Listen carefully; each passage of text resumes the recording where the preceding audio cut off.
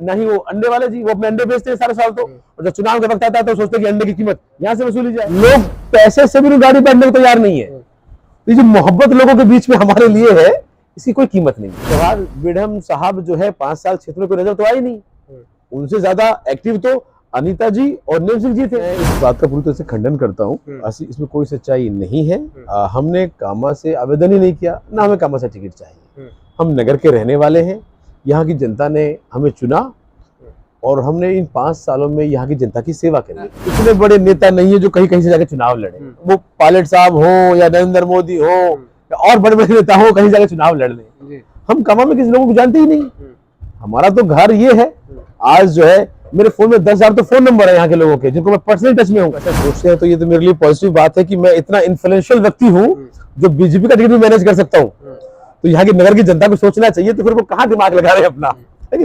जवाहर सिंह जी को बधाई देना चाहता हूँ, और जो चुनाव लड़ रहे हैं खुर्शीद अंडे वाला जी, उनको भी बधाई, उनको यहाँ से टिकट मिला। और जो कोई आगे पार्टी उनको भी बधाई, क्योंकि नेम सिंह जी को भी कोई टिकट नहीं मिला पर वो चुनाव लड़ रहे हैं। नेम सिंह भाई को भी बधाई। मैं बिल्कुल नाखुश हूँ बीजेपी के लोगों की नीतियों के द्वारा, क्योंकि उनके पास जो है जाति और धर्म में बांटने के अलावा कोई मुद्दा है नहीं नगर के अंदर। मैं अपने साथी कैंडिडेट से भी कहना चाहता हूँ, आप तो चुनाव लड़ोगे, हार के चले जाओगे, लेकिन यहाँ जो सौहार्द बिगाड़ के जाओगे, उसको जो आप घाव देके जाओगे जनता में, उनको भरने में बहुत टाइम लगेगा।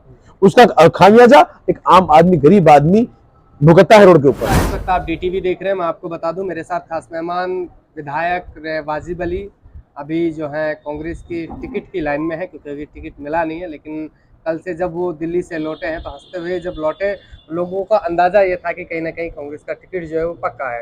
लेकिन उसी के साथ एक खबर सुबह से चल रही है कि आपको कामा भेजा जाएगा। उसी को लेकर हम चर्चा करेंगे। आज एक पंचायत भी की गई, उसमें क्या उनको समर्थन मिला या नहीं मिला, वो सारी बात उनसे करेंगे। कौन कौन लोग उसमें मौजूद रहे, सारी बातों पर हम चर्चा करेंगे।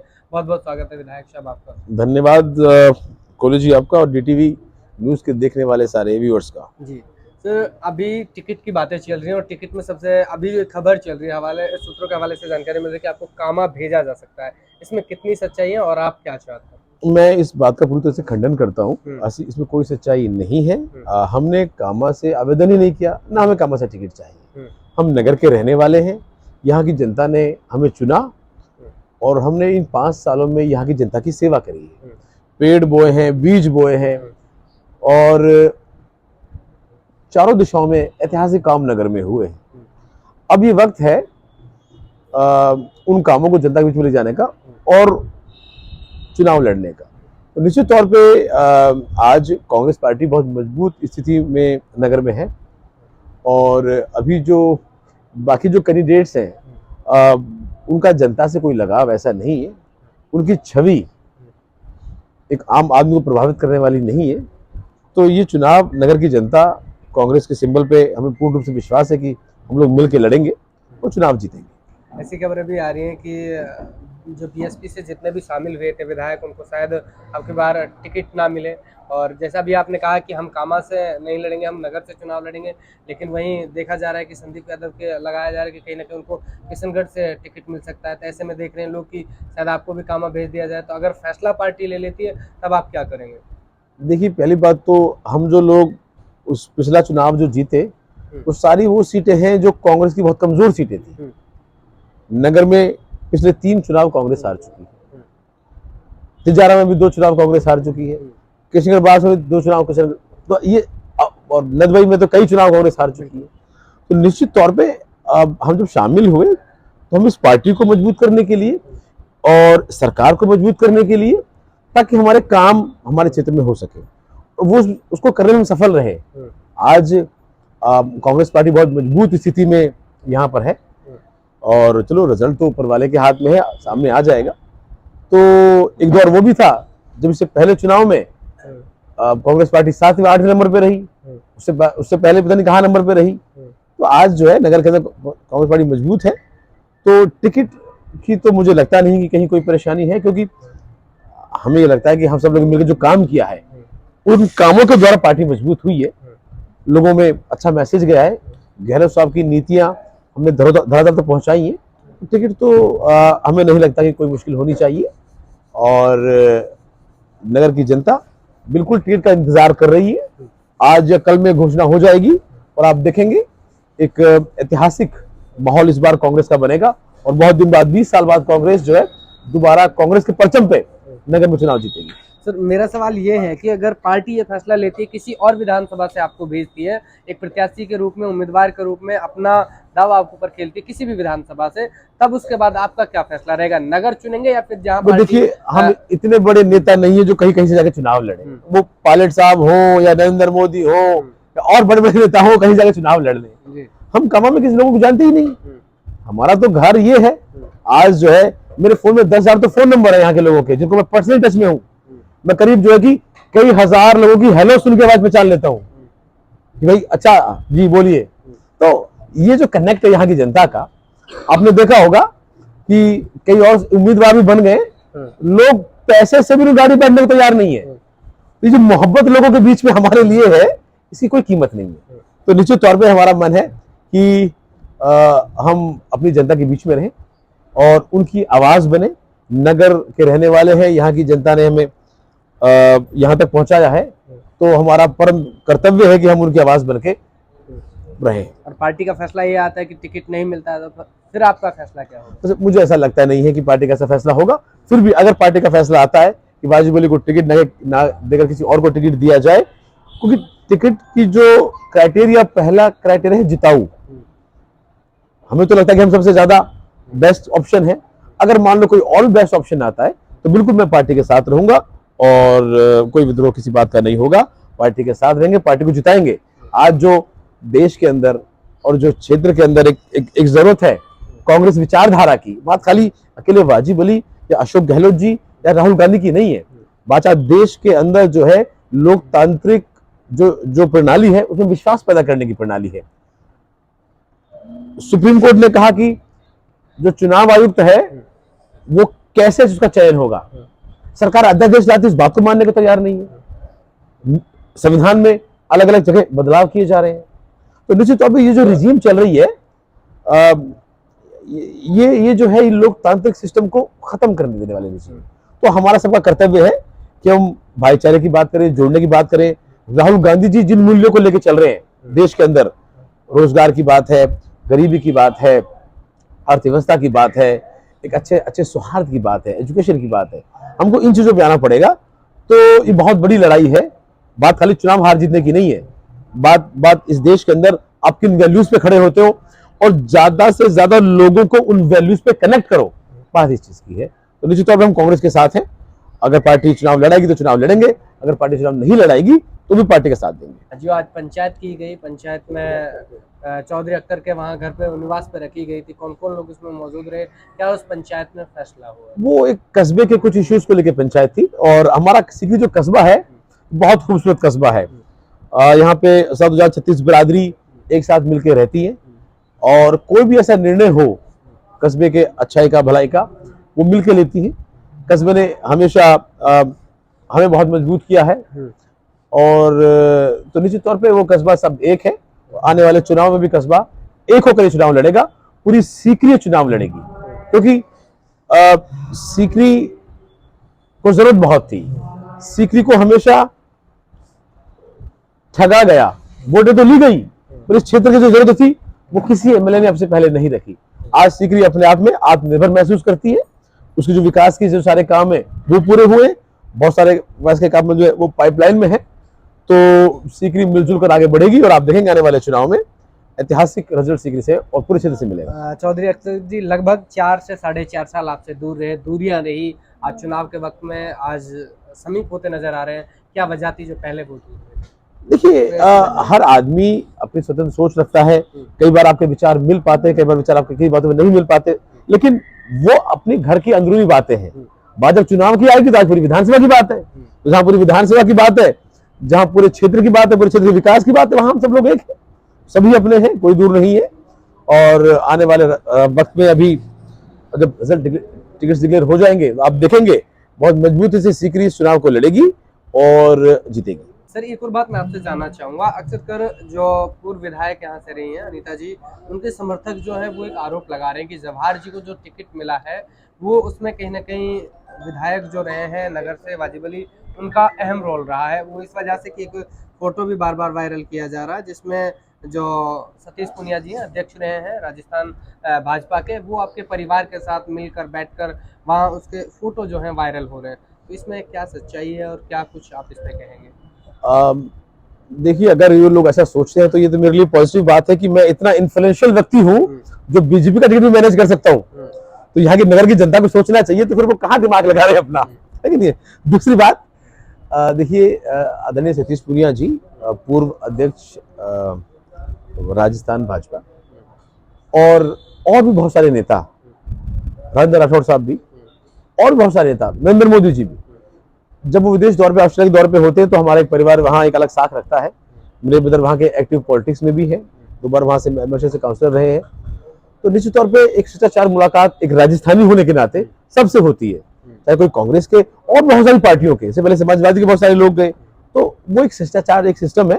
हम सबका फर्ज है कि विदेश के अंदर हम लोग रहें, हमारे देश के कोई जनप्रतिनिधि आए, हम सबका मान सम्मान करें, और वासुदेव कुटुंब की राजस्थान की एक परंपरा रही है, तो हम भी उसको निभाते हैं। ज्यादा अटकलें तब से लगाई जा रही हैं जब से आपके समर्थक और आपके पास रहने वाले इंजू जो है, उन्होंने अपनी फेसबुक पर एक पोस्ट लिखी कि आपको बहुत बहुत बधाइयाँ, क्योंकि अगर दूसरी पार्टी के हैं वो एक दूसरे को बधाई देते नजर आते हैं तो उनमें बहुत करीबी मतलब समझ आती है। मैं भी जवाहर सिंह जी को बधाई देना चाहता हूँ, और जो चुनाव लड़ रहे हैं खुर्शीद अंडेवाला जी, उनको भी बधाई, उनको यहाँ से टिकट मिला, और जो कोई आदमी पार्टी उनको भी बधाई, क्योंकि नेम सिंह जी को भी कोई टिकट नहीं मिला पर वो चुनाव लड़ रहे हैं, नेम सिंह भाई को भी बधाई। देखिए, हम सब जो लोग चुनाव लड़ रहे हैं, हमारा कोई आपसी जाति कोई जमीन का झगड़ा तो है नहीं, और ना कोई अपना पर्टिकुलर एजेंडा है कि भैया ये करना है वो करना है। हम सब लोग ये चाहते हैं कि नगर की जनता को नेतृत्व मिले और नगर की क्षेत्र में बेहतर काम हो सके। मैं ये मानता हूं कि सबसे बेहतर नगर की जनता और इस क्षेत्र की जो जरूरतें हैं, मैं उनको बेहतर समझता हूं और उनको बेहतर तरीके से उनको सॉल्व करवा सकता हूं। इन 5 सालों के अंदर आप देखिए, ऐतिहासिक चीजें इस तरह से हुई हैं। वो भी यही चाहते हैं एंड ऑफ द डे। तो निश्चित तौर पे हम इसी राजनीति के समर्थक हैं कि किसी का विरोध नहीं होना चाहिए। व्यक्तिगत तौर पे हमारी किसी से कोई लड़ाई नहीं, हमारी नीति की लड़ाई हो सकती है। मैं बिल्कुल नाखुश हूं बीजेपी के लोगों की नीतियों के द्वारा, क्योंकि उनके पास जो है जाति और धर्म में बांटने के अलावा कोई मुद्दा है नहीं नगर के अंदर। तो नीतियां का विरोध है, पर व्यक्तिगत तौर पे उनका स्वागत है, जो आए उनका भी स्वागत है। तो कहीं ना कहीं इसमें कोई दो राय नहीं है। जवाहर बेगम साहब जो है 5 साल क्षेत्र में कोई नजर तो आई नहीं, उनसे ज्यादा एक्टिव तो अनीता जी और नेम सिंह जी थे, राइट। तो अब ये से लोग ना ही वो अंडे वाले जी, वो अपने अंडे बेचते हैं सारे साल, तो और जब चुनाव का वक्त आता है तो सोचते हैं कि अंडे की कीमत यहां से वसूली जाए, राइट। तो ये लोगों के अपने एजेंडे हैं, यहाँ की जनता के लिए इनकी कोई सोच नहीं है। बहुत सारे तो गांव के नाम नहीं पता इन लोगों को भी। तो ये लोग अपने एजेंडे के थ्रू आते हैं, पर सवाल ये नहीं है कि कौन चुनाव लड़ रहा है कौन नहीं, सवाल जननगर की जनता का है। पहले एक आईएन ऑफिस के लिए आप लोग तरसते थे, आज एक्शन ऑफिस आपके यहाँ खुल रहे हैं। एक कॉलेज के लिए आप लोग तरसते थे, आज 4 सरकारी कॉलेज आपके हो गए। स्कूलों में तरसते थे, आज स्कूल क्रमोन्वित हो रहे हैं। तो ये काम आएंगे। वाजिब अली व्यक्तिगत तौर पे या कोई और नेता व्यक्तिगत तौर पे किसी काम नहीं आ सकता। ये सरकारी मशीनरी जो है, हमारी जरूरतें जो है, ये सॉल्व हो सके, ये काम आएंगी। यही हमारी प्राथमिकता है। और हम बता दें, हम चुनाव बिल्कुल अपनी नीतियों पे और विकास के मुद्दों पे लड़ेंगे। हमें किसी जाति धर्म से कोई लेना देना नहीं है, क्योंकि जाति धर्म की बात नहीं हो रही। हमारा धार्मिक कार्यक्रम नहीं है, ये 1 महीने का लोकतांत्रिक प्रोग्राम है, चुनाव का प्रक्रिया। और मैं अपने साथी कैंडिडेट से भी कहना चाहता हूं, आप तो चुनाव लड़ोगे, हार के चले जाओगे, लेकिन यहां जो सौहार्द बिगाड़ के जाओगे, उसको जो आप घाव देके जाओगे जनता में, उनको भरने में बहुत टाइम लगेगा। उसका खामियाजा एक आम आदमी, गरीब आदमी भुगतता है रोड के ऊपर। तो निश्चित तौर पे मैं तो नगर की जनता से अपील करता हूं, यहाँ जो कॉलेज खुले हैं वो आपसे वोट मांगते हैं, या जो तहसीलें खुली है वो आपसे वोट मांगती है, या जो स्कूल खुले हैं वो आपसे वोट मांग रहे हैं, जो बिजली घर खुले हैं वो आपसे वोट मांग रहे हैं। अब आपको ये फैसला करना है कि आपको इन कामों को वोट देनी है या आपको धर्म में जाति के नाम पे बांटने वाले लोगों को वोट देनी है। अगर इन कामों पे वोट दोगे तो ये काम आपके काम आएंगे, और धर्म जाति के नाम पे बांटने वालों को वोट दोगे तो आप अपने बच्चों को हिंदू मुसलमान में नारा लगाते हुए पाओगे, काम करते हुए नहीं दे सकते। धन्यवाद। नहीं, ऐसा तो नहीं है सर, आप बार बार कुर्सी दंड वाले का नाम लेते हैं। कहीं जिस टिकट से पिछली बार आपने यहाँ से विजय प्राप्त की थी, कहीं आज उसके पास वो कम से कम प्रत्याशी बन सकते हैं उसके, अभी तो ये भी तय नहीं हुआ है, लेकिन कहीं उसी से आपको डर हो कि अगर ये वहाँ रहते हैं तो शायद मुझसे ज्यादा मजबूत हो पाए। देखिए, मुझे किसी से भी कोई डर नहीं है, मुझे यकीन है अपनी मेहनत पे, है ना। पहले हमने चुनाव लड़ा, उससे पहले भी हमने 2013 में हमने चुनाव लड़ा, बहुत सारे प्रत्याशी यहाँ थे, बीएसपी जब भी था। तो हमें किसी को डर नहीं, हमें यकीन है अपने काम पे।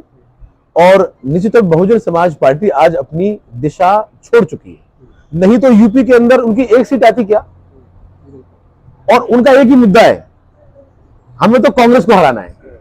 आप उनके भाषण सुन लो, बहन जी ने यह निर्देश दिया कि कांग्रेस को हरा के आओ, उन 6 महीने को हरा के आओ, क्योंकि बीजेपी का फायदा तो तब होगा जब हम लोग हारेंगे।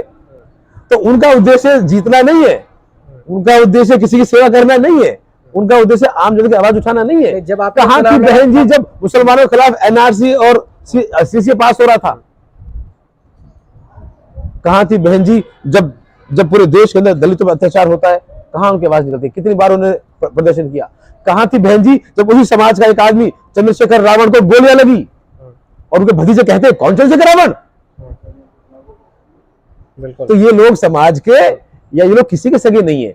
अब ये पार्टी जो है, माननीय काशीराम जी का मैं सम्मान करता हूं, उन्होंने जो मिशन चलाया वो अच्छा मिशन था, लेकिन आज की स्थिति में बहुजन समाज पार्टी पूर्ण रूप तरीके से जो है बीजेपी की सहयोगी पार्टी है। जहां जहां जो है कांग्रेस को नुकसान होगा वहां वहां ये टिकट देने की कोशिश करेंगे और कांग्रेस के लोगों को तोड़ने का प्रयास करेंगे। इन्होंने कोई प्रदर्शन बीजेपी के खिलाफ नहीं किया, तो निश्चित तौर पर मुझे इनसे कोई दिक्कत नहीं है। ये जनता यहाँ जो बैठी है और नगर की जनता बहुत समझदार है, बहुत चालाक है। अब वो जमाने चले गए। जब 2018 में आपने चुनाव लड़ा था, क्या आपको भी यही टिकट के वक्त में यही सुनने को मिला, यही बताया गया था, यही निर्देश मिले कि आपको कांग्रेस को हराना है? सिर्फ बिल्कुल ऐसा नहीं था। जब हम चुनाव लड़ रहे थे बीजेपी के खिलाफ, और उस वक्त तक बिल्कुल पार्टी की रीति बिल्कुल ठीक थी। उसके बाद जो है जब गठबंधन हुआ लोकसभा का, उसके बाद ये लोग सरेंडर कर गए और उसके बाद इन लोगों ने जो है कि ये दिशा बदली, और यही कारण रहे कि हमने पार्टी छोड़ी। यही कारण रहे हमने पार्टी छोड़ी, क्योंकि जब लोकसभा के चुनाव थे तो भरतपुर के अंदर बीएसपी का प्रत्याशी उतारा गया। हमने कहा था कि साहब बीएसपी यहाँ फाइट में नहीं है, हमें कांग्रेस का समर्थन करना चाहिए। अभिजीत सिंह जाटव साहब जब चुनाव लड़े, और यही जो बसपा के कार्यकर्ता घूमते रहे झंडे लगा के, जब ये लोग कहां थे, कितनी वोट दिलाई बसपा पे इन्होंने? आज जो जब का नारा लगा रहे हैं, ये लोकसभा चुनाव में किसके साथ थे और किन लोगों ने इनका खंडन किया, किन लोगों ने वोट नहीं दिया, बताइए। तो ये सब चीजें जो है, जनता समझदार है और वोट का फैसला करते वक्त जनता हर चीज को समझेगी, कौन आदमी क्या उद्देश्य लेके आ रहा है, है ना? किस आदमी का चुनाव लड़ने का उद्देश्य है, किस आदमी का वोट काटने का उद्देश्य है। तो ये लोग तो आगे चले जाएंगे। हमें यहाँ जीना है, हमारा घर परिवार यहाँ है, हम सब लोग एक परिवार, नगर के सारे लोग यहाँ सभी जाति बिरादरी के एक परिवार की तरह रहते हैं। आज जो चीजें हुई है सबके काम आने वाली चीजें हैं। तो हम उम्मीद करते हैं कि आने वाले वक्त में आप लोग देखेंगे ये चुनाव निश्चित तौर पे आज जो है कांग्रेस बीजेपी की लड़ाई पूरे देश के अंदर चल रही है और ये विचारधारा का चुनाव है। हमारे यहाँ के लोग जो है राहुल गांधी के साथ खड़े, कांग्रेस पार्टी के साथ खड़े, और ये लोग जो है आतंकवाद के साथ खड़े, ये लोग जो है नू हिंसा के साथ खड़े, ये लोग जो है तोड़ने के साथ खड़े हैं, और सब जो इनका सहयोग कर रहे हैं ये सब इनके साथ है साथियों। चलिए, बहुत बहुत धन्यवाद। आज हम बातचीत करी कि कामा की जो बातें लगातार चल रही थी कि कामा जा सकते हैं विधायक वाजिब अली, तो उनका कहना है कि हम कामा भी नहीं जाएंगे, चुनाव नगर से लड़ेंगे, लेकिन वो सिंबल के साथ लड़ेंगे। अगर सिंबल नहीं मिला तो हम बिल्कुल चुनाव नहीं लड़ेंगे, ऐसा उन्होंने बताया। सारी बातें उनसे की, विचार उन्होंने बताया कि किस तरह किस आधार पर अब की बार चुनाव लड़ा जाएगा। बताया कि चुनाव जो है वो अब की बार जितने इलाके में जो विकास कार्य कराए गए हैं, चाहे अस्पताल हो, चाहे आपके कोई एसडीएम ऑफिस हो, चाहे आपके बिजली घर बनाए गए हों, जो आपको कॉलेज मिले हैं, वो उनके आधार पर जो है वो आपको आपके इलाके में जो है आपको वोट करनी है और उसी के आधार पर हम लोग चुनाव लड़ेंगे। और आज जो पंचायत की गई चौधरी अख्तर जी के घर पे, उसमें बताया कि समर्थन मिला और यहाँ जो इलाके के लोग हैं वो एक साथ रहते हैं और इसी उस पर आपकी बार वो वोट भी करेंगे, साथ भी देंगे। चलिए, लगातार आप हमारे साथ देखते रहें। कैमरा पर्सन इस्माइल मनान के साथ मैं आपका अपना जकोली, DTV न्यूज़ से। धन्यवाद।